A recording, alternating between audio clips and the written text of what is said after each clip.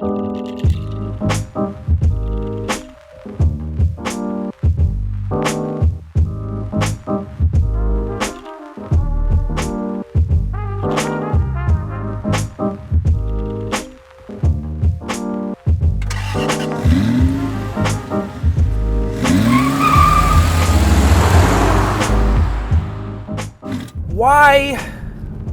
do I love wagons? Why do enthusiasts love wagons? Why do we rail against crossovers, even though crossovers have gotten better over the last few years? Wagons offer everything that a crossover offers, except it looks good and drives better. We have this stigma in this country, the negative image of the old school, large, full-size wagons from the Malaise era and the muscle car era. And I even love those wagons. I once spent some delightful time behind the wheel of Hooniverse co-founder Tim O'Dell. He has a 67 Ford Country sedan that I borrowed for about a month and then drove it up the coast, delivering it from Southern California to his place in Northern California before he sold it. Loved that thing. It was a boat, but it was a fantastic boat. But they don't need to be boats. They can be beautiful, sleek, modern station wagons like this Jag Sportbrake. That's what Jag's calling their wagon. This is the XF-based Sportbrake. It's an XF. It's an XF wagon. The Jag Wagon, the Jago Wago. This thing is fantastic. So what are we dealing with specifically here? Well, here in the States, we get this car in one spec because not a lot of people are going to buy them. That's just the reality of it. So Jag's like, just take this one. And it's the most fully loaded version that they're going to sell on the rest of the world. They offer versions of this vehicle with smaller, less powerful engines and then rear-wheel drive only versions. This has the 380 horsepower supercharged 6-cylinder engine, and it is all-wheel drive, and it is backed up by an 8-speed automatic paddle shiftable gearbox. It's nice that they give us a wagon, period, but if they're going to only limit us to one, I guess this is probably the best one to limit us to. However, I do wish, living here in Southern California where I do, that we could get the rear-wheel drive version, because I would love to do dumb, slidey, sideways things in a lovely long roof such as this one. But since I can't do that, I will have my fun and not complain and enjoy the fact that there is another wagon option for U.S. buyers. Albeit a damn pricey one. These things, you'll see price tags in the $70,000 starting range. Expect to find a Jago Wago in the $80,000 price range. But again, it's a nice car. It's a luxurious option. It doesn't feel like an $80,000 wagon. It feels more like a $60,000 wagon. But this is a case of gift horse, looking it in the mouth. The people who buy this know what they want and know what they're getting and want something that looks better than a crossover. And Jag makes crossovers. They make F-Paces because they sell well. Crossovers are like printing money, and now they make an F-Pace SVR, which I cannot wait to drive. But still, were it my money, I would take this wagon.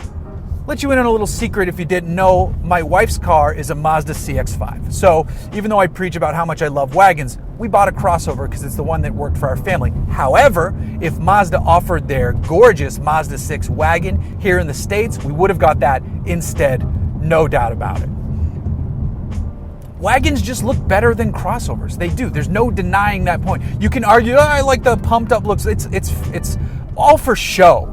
With a crossover, it looks like it's lifted. It looks like it's ready to go off-road, but it is basically a car under there with a slightly higher center of gravity. So it is easier to get in and out of. That is the one bonus for crossovers, the H point, where your hip fits in the car. It is easier to slide in and out of them. I would rather put forth the extra tiny bit of effort to stand up or sit down into a wagon. And then as this car drives, because it's still a Jag with aluminum skin, it makes the best use of that 380 horsepower 6, and it scoots along nicely.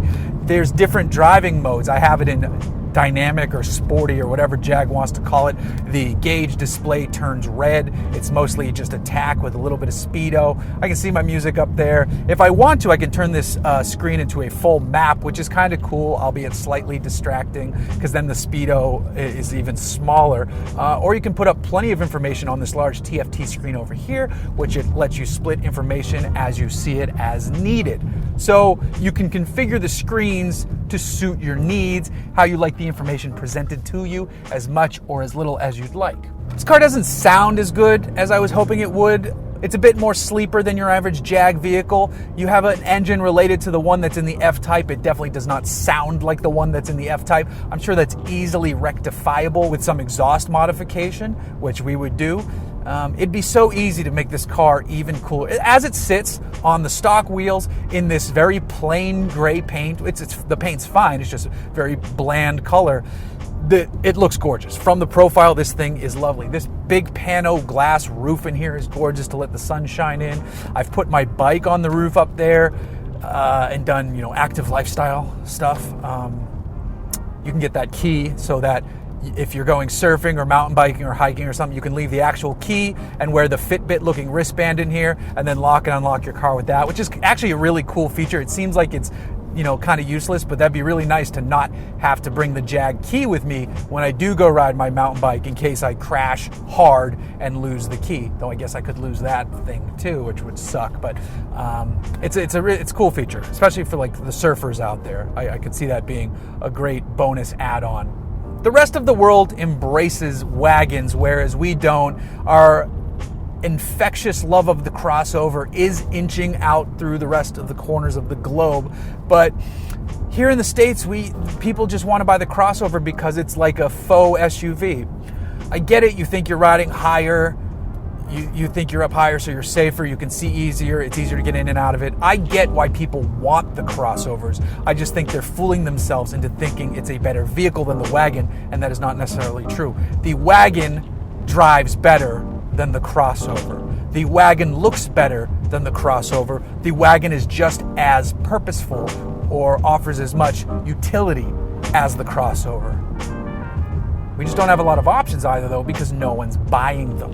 And that's a shame, because some of the great cars out there, E63 wagon, even the E400 wagon from Mercedes is unreal, awesome, amazing. Volvo wagons are excellent. Excellent vehicles. This Jag Wagon is really, really good. I just wish it was a touch less expensive, and I wish we could get the rear-wheel drive version. Those are my two complaints. Everything else is fantastic. Okay, so every now and then, the infotainment is slow on a button press, but otherwise it's snappy. Every now and then, like if you don't press exactly where the capacitive or resistive, I don't know which type of screen this is, wherever the button where it senses your finger press, if you're off just by a little bit, it won't read it, but if you look down and press, it then does a clean button press and goes, and it's fine, it's snappy. But if you're off by a little bit, sometimes it won't register that you press the button. A lot of the features, though, are controllable from the steering wheel buttons, which I like because then you don't have to take your eyes off the road. And then there's an actual knob and button for the volume control and buttons for the HVAC. So I like physical buttons for things that you're going to use most often, and then reserve, navigation and some menu settings and the phone settings towards either operating from the steering wheel or operating from the touchscreen. You're going to be turning your volume up and down a lot. You're going to be changing the AC and the heat in here a lot. So those are good to have physical buttons, and that is very nice.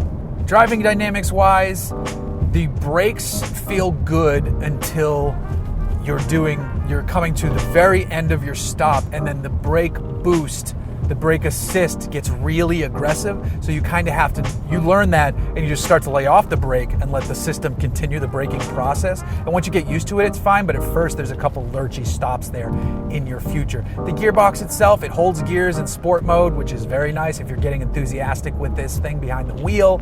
The engine response, decent enough. That could have been a faster kick down there, but again, this isn't the sportiest vehicle in Jag's portfolio. If they ever do an SVR Sportbrake, which would be the goddamn best, then we would expect more responsiveness and we would probably get it. A 5-liter V8 would help with that. The torque would carry you through a lull in any gear shifting happenings. As the car is today, sitting here right now, I'm sitting behind the wheel of a gorgeous wagon with a speedometer that reads over 190 miles per hour, an engine that revs to nearly 7,000 RPM, and there's a supercharger under the hood, and there's room for all my stuff on the inside. There's plenty of room in the second row for people, including with the car seat back there. This vehicle is fantastic. There's plenty of hood in front of you to let you know that there's still some sportiness here, you know, long hood in front of you. And you can take off, and I would do so very quickly, but there's a cop to my right at this intersection, so I can't take off as quickly as I would like. But I can, once I get past him, go faster. This would be a fantastic road trip vehicle, a fantastic daily driver vehicle. Just, it covers all facets of your life. The only thing this won't do is go off-road. That's the only area where you can't do this. But if you buy a crossover and you think you can go off-road, just wait. Just wait until you go actually off-road. So, to sum up, why are wagons great? Because they do everything a sedan can do, but more in terms of space. They do everything that a crossover can do, matching the utility. They look better than a sedan. There's something about that long roof line. They look better than a crossover because they're not pretending to be an SUV when you're really just a fat car. A crossover is a fat wagon. A wagon is a gorgeous machine. And this Jag is not an exception to that rule. It helps prove it. I'm a wagon homer, and I stand by all my statements here in this video.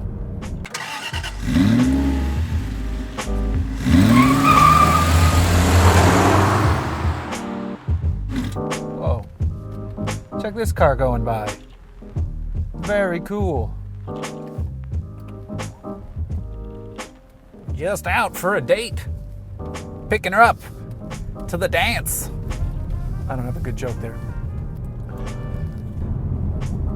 That's cool. You know, just, where are you? You are on the wrong side of the road on a blind corner. Okay, I guess you're just maybe giving me room, whatever.